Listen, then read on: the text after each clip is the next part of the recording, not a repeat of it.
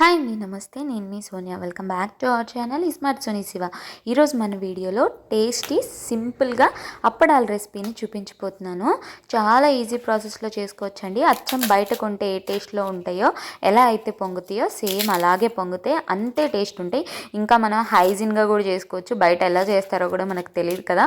So చాలా సింపుల్గా చేసుకోవచ్చు. అప్పడాలు ఎలా చేస్తారో తెలియని వాళ్ళు కూడా ఈ వీడియో చూస్తే తప్పకుండా పర్ఫెక్ట్ అప్పడాలని తయారు చేసేస్తారనమాట. సో ఇక లేట్ చేయకుండా అప్పడాల రెసిపీని ఎలా చేసుకోవాలో చూసేద్దాం పదండి. ముందుగా నేను ఇక్కడ 1 కప్పు మినపగుళ్ళని తీసుకున్నాను. మినపగుళ్ళని ఇలా మనం చేత్తో పట్టుకుంటే మనకి తెల్లటి స్టార్చ్ లాగా, ఒక పౌడర్ లాగా చేతికి అతుక్కుంటుంది అనమాట. సో అది అనేది ఉండకూడదు మనకి అప్పడాలు చేసేటప్పుడు. అది మినపప్పు నిల్వ ఉండటానికి కలిపే ఒక పౌడర్ అనమాట. సో దాన్ని ఇలా క్లాత్లో వేసేసుకోండి.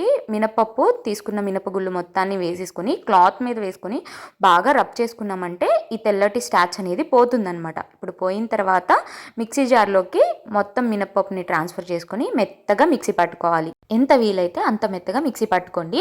మీరు ఎక్కువ క్వాంటిటీలో చేస్తుంటే కనుక మర పట్టించుకోండి, ఇంకా బాగుంటుంది అనమాట.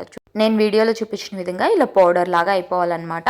సో ఇలా మెత్తగా మిక్సీ పట్టుకున్న దాన్ని ఒక ప్లేట్ పెట్టేసుకొని అందులో ఒక జల్లెడ పెట్టేసుకొని జల్లెల్లోకి ఈ పిండి మొత్తాన్ని ట్రాన్స్ఫర్ చేసుకొని చక్కగా ఈ పిండి మొత్తాన్ని కూడా జల్లించుకోవాలి. జల్లించుకున్న తర్వాత లాస్ట్లో మనకి కొంచెం ఇలా మినపగుళ్ళు అనేవి వస్తాయన్నమాట. వాటిని పక్కకు తీసుకోండి. ఎక్కువ కనుక వస్తే మళ్ళీ ఇంకొకసారి మిక్సీ పట్టుకోండి. సో ఇలా కొంచెమే వస్తే కనుక వీటిని పడేసేసేయండి. ఇప్పుడు ఈ ప్లేట్లోకి జల్లించుకున్న పిండిలోకి ఒక 1 టీ స్పూన్ ఉప్పు, అలాగే ఒక 1 టీ స్పూన్ దాకా వంట సోడాని వేసుకోండి. వంట సోడా వేసుకోవాలండి. వేసుకుంటేనే మన బయట కొన్నప్పుడు పొంగుతూ వస్తాయి కదా అప్పడాలు, సేమ్ అలా టెక్స్చర్ వస్తుందన్నమాట. వంట సోడా అయితే వేసుకోవాలి. సో వంట సోడా, ఉప్పు ఒకసారి అంతా పిండిలో బాగా కలిసే విధంగా కలిపేసుకొని ఇప్పుడు ఒక 1/2 కప్పు నీళ్ళని కొంచెం కొంచెం వేసుకుంటూ మనం చపాతీ పిండిని కలుపుకుంటాం కదా, అదే మాదిరిగా రౌండ్గా చక్కగా ముద్దగా అయ్యేంత వరకు కలుపుకోవాలి.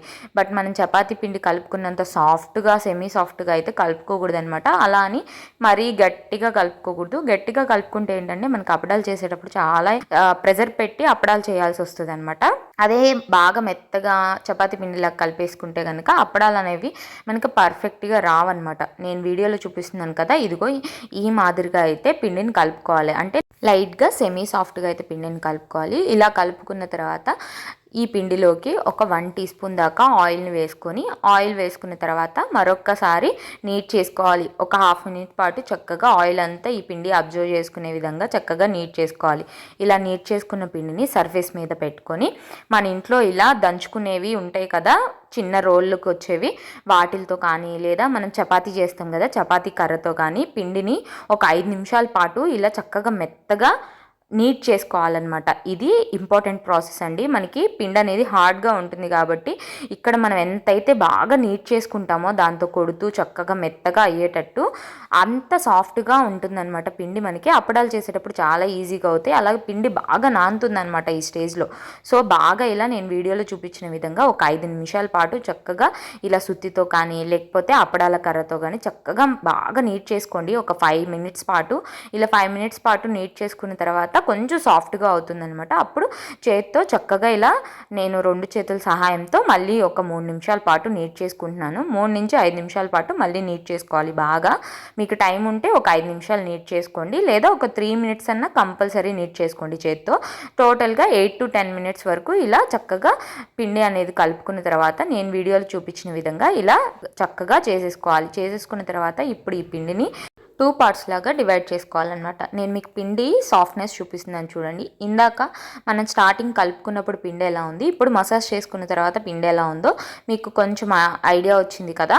సో ఇలా కలుపుకోవాలన్నమాట. ఇప్పుడు ఇలా చేసుకున్న దాన్ని 2 పార్ట్స్ లాగా కట్ చేసేసుకొని ఒక పార్ట్ని పక్కన పెట్టేసుకోవాలి. మూత కానీ లేకపోతే ఏదైనా తడిపిన క్లాత్ని కానీ వేసేసుకొని పెట్టుకోండి. గాలికి మాత్రం పెట్టొద్దు, గట్టిగా ఆరిపోతుంది అనమాట పిండి. సో ఇంకొక పార్ట్ని మళ్ళీ ఇలా 2 పార్ట్స్ లాగా డివైడ్ చేసుకొని మనం సేమ్ చపాతీలు అయితే ఎలా చేస్తామో చపాతీ ముద్ద తీసుకొని అలాగే రౌండ్గా ఇలా ముద్దలాగా చేసేసుకొని ఈ చక్కగా మనం గోధుమ పిండితో కానీ లేదా మైదా పిండి కానీ స్ప్రింకిల్ చేసుకొని సేమ్ మనం చపాతీ చేసుకున్నట్టే అప్పడాల కర్రతో చక్కగా రోల్ చేసుకోవాలన్నమాట. మీకు ఎంత వీలైతే అంత పల్చగా రోల్ చేసుకోవాలి. ఇక్కడ పిండి అనేది ఎక్కువ వేసేకండి, లైట్గానే పైన వేస్తే స్ప్రింకిల్ చేస్తే సరిపోతుంది. మనకి ఎక్కడా కూడా పిండి అతుక్కోవటం, చేతులకి స్టికీగా సాగటం అలాంటిది ఏమి ఉండదన్నమాట. సో ఇలా చక్కగా మనకి ఎంత పల్చగా వీలైతే అంత పల్చగా చపాతీలా చేసుకోవాలన్నమాట. చపాతీ కొంచెం మందంగా చేసుకుంటాం కదా మనం, బట్ ఇక్కడ మనకి ఎంత వీలైతే అంత పల్చగా చేసుకోవాలి.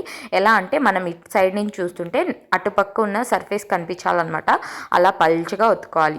నేను ఇలా వీడియోలో చూపించిన విధంగా పల్చగా పెద్ద చపాతీలా చేసేసుకున్న తర్వాత ఏదైనా ఒక బాక్స్ మూత కానీ తీసుకొని చక్కగా ఇలా రౌండ్గా కట్ చేసుకోవాలి. నేను ఇక్కడ మీడియం సైజులో తీసుకుంటున్నానండి. మీరు చిన్నవైనా చేసుకోవచ్చు, లేదా ఇంకా పెద్దగా అయినా కూడా కట్ చేసుకోవచ్చు అనమాట. నేనైతే ఇక్కడ ఒక 6 to 7 ఇంచ్ మూతున్నది తీసుకొని ఇలా అప్పడాల షేప్లో కట్ చేసుకుంటున్నాను. కట్ చేసుకున్న తర్వాత చుట్టూ మనకి ఎక్స్ట్రా పిండి ఉంటుంది కదా, అది మొత్తాన్ని కూడా తీసేసుకుంటున్నాను. తీసేసుకున్న తర్వాత దాన్ని మళ్ళీ మనం చపాతీలాగా చేసుకొని కట్ చేసుకోవడమే. ప్రాసెస్ మొత్తం మళ్ళీ రిపీట్ చేసుకోవాలన్నమాట. ఇప్పుడు చూపిస్తున్నాను చూడండి, నేను అప్పడాలని ఏ సైజులో కట్ చేసుకున్నానో చూస్తున్నారు కదా, అలాగే పల్చగా కూడా చేసుకున్నాను. మనం ఎంత వీలైతే అంత పల్చగా చేసుకోవాలి. చూడండి, నా ఫింగర్స్ అనేవి మీకు లైట్గా ట్రాన్స్పరెంట్గా కనిపిస్తున్నాయి చూడండి ఒక పక్క పెడితే. అలాగే థిక్నెస్ చూడండి నేను ఎంత పల్చగా చేసుకున్నానో. సో ఈ థిక్నెస్లో చేసుకుంటే మనకి సరిపోతుంది. మీకు వీలైతే ఇంతకన్నా కూడా పల్చగా చేసుకోవచ్చు. సో ఇలా చేసుకున్న తర్వాత ఒకదాని తర్వాత ఒకటి ప్లేట్లోకి పెట్టేసుకోవాలి. ఇలాగే పిండి మొత్తాన్ని కూడా చపాతీలాగా చక్కగా పల్చగా ఒత్తేసుకొని ఇలా బాక్స్ మూతతో చక్కగా అప్పడాల్లాగా కట్ చేసేసుకోవాలి.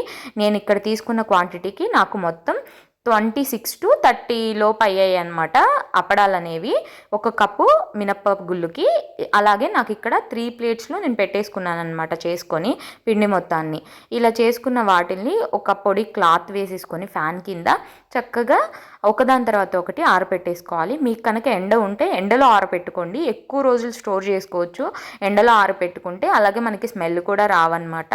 సో నీడలో ఆరపెట్టుకుంటే ఏంటంటే ఫ్యాన్ కింద కొంచెం అనేది ఎక్కువ రోజులు స్టోర్ ఉండవు. అదే మనకి ఎక్కువ రోజులు స్టోర్ ఉండాలి, మనం ఎక్కువ క్వాంటిటీలో చేసుకుంటున్నామంటే ఎండలో ఆరబెట్టుకోండి, చాలా బెస్ట్ అనమాట, ఎక్కువ రోజులు నిల్వ ఉంటాయి.